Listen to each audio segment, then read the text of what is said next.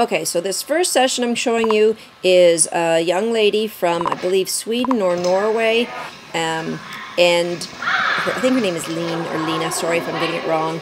So, some great examples of dog training. Here she's allowing the dog to fail over and over. I think it's 5 times the dog fails before she takes a step, just a little step closer, not too much, and allowing the dog to get it right. Now, then goes back and tells the dog, you know what, you got to figure it out on your own. Some really good things that are happening here. So she is great at being quiet when the dog's working. She doesn't babble to the dog, but as soon as the dog gets it right, she gets excited. That's just so cool. Look at the joy in this training. I'm just going to turn this down here.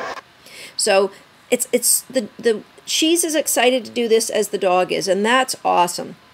Sometimes see how early she took off on the dog there? I mean, that's amazing. You're teaching your dog that my body isn't part of this game. Sometimes she'll stand still, sometimes she takes off, she works the arc from all over, sometimes she throws the toy. More often than not, she has the dog drive back to her to get the toy, but she's always moving to that reward line so that the dog is getting a reward right on that reward line. I'd like maybe a little bit more toy thrown.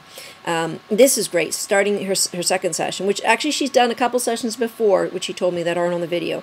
But crate games. So those of you who've worked through the crate games DVD, you know it's about value and choice. Exactly the same things we're doing with the DVD. So crate games are an awesome way to build drive in a dog, and you can see this dog comes out ready to rock because of the crate games and that enthusiasm. And that just bleeds right into the 2x2s.